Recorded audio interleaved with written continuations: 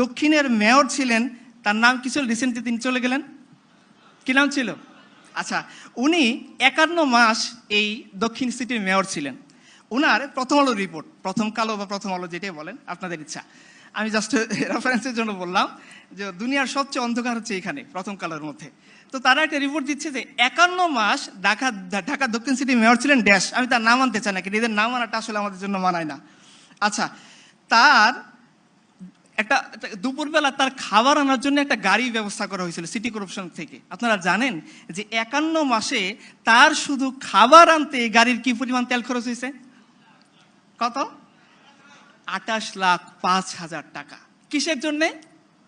শুধু খাবার আনার জন্য। এই বেটা দুপুরের খাবার খাবে, বাড়ি থেকে রান্না করে খাবার, একটা গাড়ি পার্মানেন্ট বরাদ্দ, সপ্তাহে 6 দিন তার জন্য তার বাসা থেকে খাবার এনে দিবে। এই খাবারের জন্য তার ব্যয় হয়েছে 51 মাসে 28,05,000 টাকা। এই অডিয়েন্সের কার 28,05,000 টাকা জমানো আছে? দাঁড়ান, আমার তার কাছে মুড়ি ধোবো। আছেন কেউ? নাই। শুধুমাত্র তার খাবার আনার জন্য কত ব্যয় হচ্ছে? 28,05,000 টাকা। চিন্তা করতে পারছেন তাহলে কি পরিমাণ টাকা তারা মারছে? একটু পরে আপনি পাবেন ইনশাআল্লাহ। এখন আমরা চলে যাই, কেন তারা স্কিপ করে যায় আমাদের শরিয়াকে। চলেন আমরা বাবার বদর যুদ্ধে চলে যাই, আমাদের রসুলের জীবনীটা দেখি। রসুল্লাহ সাল্লাল্লাহু আলাইহি সাল্লাম রওনা দিয়েছেন তার সাহাবীদেরকে নিয়ে, একটু জায়গায় থেমে গেছেন, বলতেছেন সাহাবীরা তোমরা আমাকে পরামর্শ দাও, আমি কি করতে পারি? আমরা তো মূলত আসছিলাম আবু সুফিয়ানের বাণিজ্য কাফেলা আক্রমণ করার জন্য, এখন তো মক্কা থেকে পেশাদার সৈন্য এসে গেছে এবং তারা যুদ্ধের এলান করে দিয়েছে, আমরা কি সামনে আগাবো না থেমে যাবো? তো আবু বকর, উমর, উসমান সবাই তো তাগড়া, তারা বলছেন ইয়া রাসূলুল্লাহ আমরা আপনার সাথে যুদ্ধ করবো, আপনি সামনে আগবাড়েন। রাসূলুল্লাহ সাল্লাল্লাহু আলাইহি সাল্লাম তারপরেও দাঁড়াই আছেন, বলতেছে সাহাবীরা তোমরা আমাকে পরামর্শ দাও। তখন আনসারী সাহাবীরা বুঝতে পারছেন যে আল্লাহ রাসূল সাল্লাল্লাহু আলাইহি সাল্লাম এই কথা আনসারীদেরকে ইন্ডিকেট করে বলতেছেন। আনসারীদের সর্দার দাঁড়াই গেছেন, বলছে ইয়া রাসূলুল্লাহ আপনি কি আমাদের মতামত জানতে চান? বলছে হ্যাঁ, তোমরা আমাকে পরামর্শ দাও। তো ওই সাহাবীরা বলতেছেন ইয়া রাসূলুল্লাহ আপনি আমাদেরকে এগিয়ে চলেন, যদি সামনে কোনো সমুদ্র থাকে আর আপনি যদি নির্দেশ দেন এই সমুদ্র ঝাঁপিয়ে পড়তে হবে, আমরা সবাই আমাদের ঘোড়সওয়ার নিয়ে সমুদ্রের মধ্যে ঝাঁপাই পড়বো। ইয়া রাসূলুল্লাহ আপনি আমাদেরকে নির্দেশ দেন, সামনে যদি কোনো অগ্নির কুণ্ড থাকে আপনি যদি নির্দেশ দেন এই অগ্নির কুণ্ড আমরা পার হয়ে যাব। আমরা মুসার কওমের মধ্যে বলবো না আপনি আর আপনার রব গিয়ে যুদ্ধ করেন, আমরা এখানে বসে আছি, বরঞ্চ আপনি আগায় যান আপনার রবের সাহায্য নিয়ে, ইনশাআল্লাহ আমরা হলাম যোদ্ধা জাতি, কালকে শত্রুর মোকাবেলায় আমরা এমনভাবে লড়াই করব যে আপনার চোখ জুড়ায় যাবে। তো রাসূলুল্লাহ সাল্লাল্লাহু আলাইহি সাল্লাম এদেরকে নিয়ে সামনে আগ বাড়লেন। বাহনের সংকট দেখা দিল, 3 জনের জন্য একটা বাহন, ঠিক একই বাহন ইমামুল মুরসালিন সাইয়্যিদুল আম্বিয়া খাতামুন নবিয়্যিন নবিয়িনা মুহাম্মদুর রাসূলুল্লাহ সাল্লাল্লাহু আলাইহি ওয়াসাল্লাম, উনিও সেই 3 জনের একজন, যিনি বাহন শেয়ার করে চলতেছেন।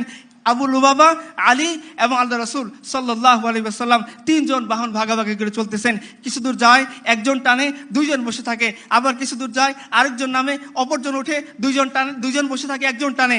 এইভাবে যখন টানতে টানতে রাসূলুল্লাহ সাল্লাল্লাহু আলাইহি সাল্লামের ওয়াক্ত আসলো, সময় আসলো, সাহাবায়ে কেরাম বলে আবু লুবাবা, আলী রাদিয়াল্লাহু আনহুম জি ইয়া রাসূলুল্লাহ এটা কিভাবে সম্ভব?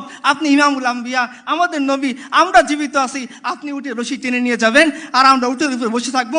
এটা হইতে পারে না, আমরা সহ্য করতে পারবো না। ইয়া রাসূলুল্লাহ আপনি উটের উপরে বসেন, আমরা তো আছি, আপনার জন্য আমার জীবন কুরবান, ফিদাকা আবি ওয়া উম্মি। ইয়া রাসূলুল্লাহ সেখানে আপনি উটের দড়ি টেনে নিয়ে যাবেন, আমরা 2 সাহাবী এই উটের উপরে বসে থাকবো? এটা তো হতে পারে না।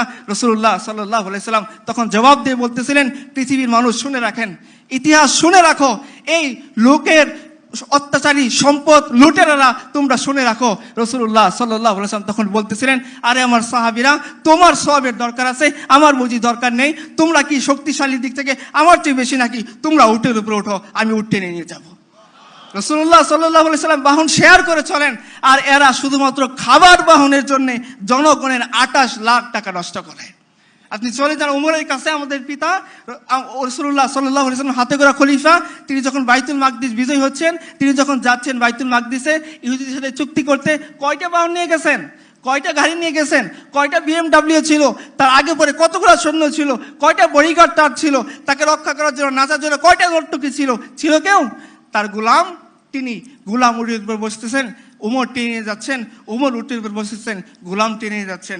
এখন আপনারাই সিদ্ধান্ত নেন, আপনারা কোন সমাজ চান, কোন শরীয়ত চান, কোন ব্যবস্থা চান, যে ব্যবস্থার মধ্যে একটা রাষ্ট্রপ্রধান তার সাধারণ 2 জন প্রজাকে উটের উপর বসিয়ে নিয়ে টেনে যায়, এই এমন সমাজ যে রাষ্ট্রপ্রধান